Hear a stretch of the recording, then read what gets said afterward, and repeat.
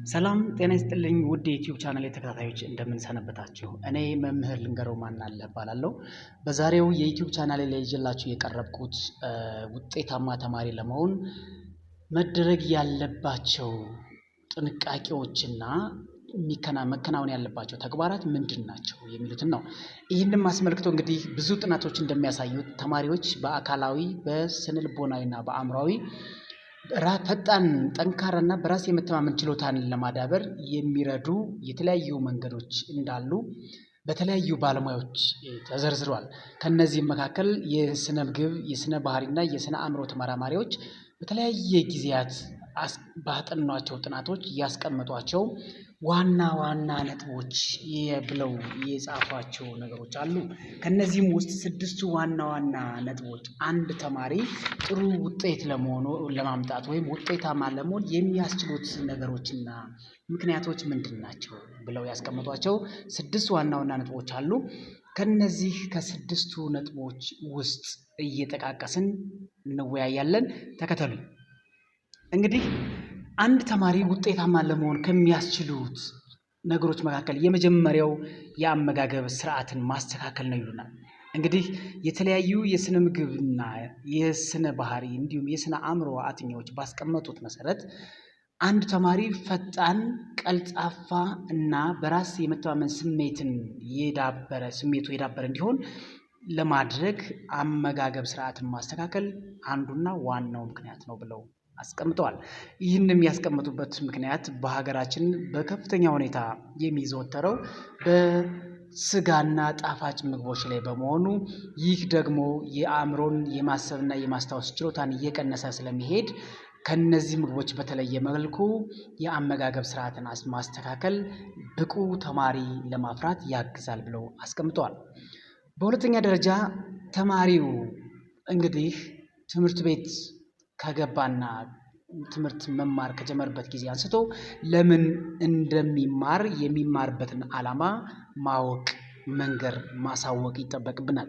አንድ ተማሪ ትምህርት ቤት የሚሄድበትን ምክንያትና ትምህርት ቤት ለምን እንደሚማር ካወቀ ትምህርት ቤት የሚሄድበትን ዓላማ ጠንቅቆ ስለሚረዳ በአግባቡ በጥንቃቄ ተምሮ ወላጅም ሀገርም ዘመድም በሚፈልገው ደረጃ ላይ ይደርሳል። ለእሱ ህይወትም ትልቅ መሰረት ጥሎ ያልፋል ማለት ነው። ይህን ማድረግ የወላጅ ድርሻ ነው።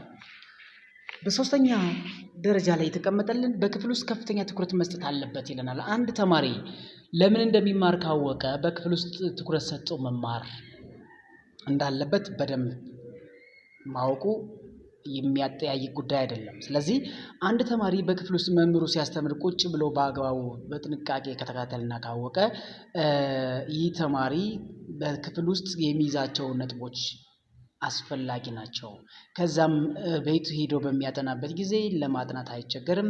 በቀላሉ እያንዳንዱን የሚማረውን ትምህርት እያወቀ በደንብ ጥሩ እውቀት እየቀሰመ መማር ይችላል ይሉናል። በአራተኛ ደረጃ የጥናት ፕሮግራም ማዘጋጀት ነው። እንግዲህ ተማሪ ከተባለ ሁል ጊዜ ተማሪ አይደለም ሌላውም በዓለም ላይ የሚኖር ህዝብ ራሱ የራሱ የሆነ እቅድ ፕላን አለው። የተማሪ እቅድ ወይም ፕላን ደግሞ በመጀመሪያ ደረጃ የጥናት ፕሮግራም ማዘጋጀት ነው። ስለዚህ አንድ ተማሪ ይህን የጥናት ፕሮግራም በማዘጋጀት የጥናት ፕሮግራሙን እንደ ተማሪው ፍላጎት፣ እንደ ተማሪው ባህሪ፣ እንደ ተማሪው ችሎታ ይወሰናል። እዚህ ጋር የምታዩት የጥናት ፕሮግራም ተብሎ የተቀመጠላችሁ እንደ ምሳሌ እንደ መነሻ እንዲሆናችሁ እንጂ ሁሉም ተማሪዎች በግልም ሆነ በመንግስት ትምህርት ቤት ያላችሁ ተማሪዎች በሚመቻችሁ ሰዓት በሚመቻችሁ ቀን የየራሳችሁን የጥናት ፕሮግራም ማዘጋጀትና ውጤታማ ለመሆን ጠንክሮ ማጥናት አስፈላጊ እንደሆነ ለማስገንዘብ ነው። አምስተኛው እንደ መምህር መሆን አለበት። እንግዲህ አንድ ተማሪ ካጠና አንድ ተማሪ ጎበዝ ነው ካልን ጉብዝናውን ለማዳበር ጉብዝናውን ይበልጥ ለማጉላት እንደ መምህር አክት ማድረግ እንደ መምህር ሆኖ ጓደኞችን ማስረዳት ከጓደኞቹ ጋር መወያየት በዚህ ጊዜ አንብቦ ካገኘው እውቀት በተጨማሪ እየተናገረ እያወራ ለሌሎች ጓደኞቹ እያስረዳ በሚሄድበት ጊዜ በይበልጥ እውቀቱን እያዳበረ የመናገር ችሎታውንም እየጨመረ እያዳበረ እንዲሁም ደግሞ በሰዎች ፊት ቆሞ የመናገርን የማውራትን የማስረዳትን ሂደትም እያዳበረ ይሄዳል ማለት ነው። በስድስተኛ ደረጃ ላይ የተቀመጠው አካላዊ እንቅስቃሴ ማድረግ ነው ይሉናል።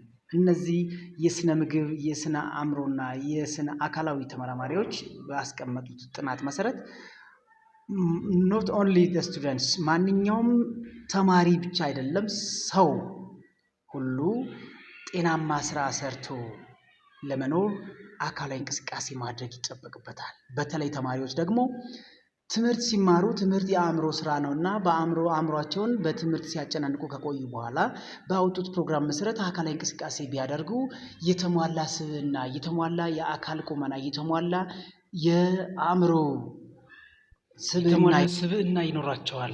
እንግዲህ ተመልካቾቻችን ለዛሬ ያቀረብኩላችሁ የዩቲዩብ መወያያ ርዕሴ ይህን ይመስል ነበር። ላይክ፣ ሼር፣ ሰብስክራይብ፣ ኮሜንት ማድረጋችሁን እንዳትረሱ እያሳሰብኩ እስከ ሳምንት መልካም ሳምንት በሰላም እንገናኝ።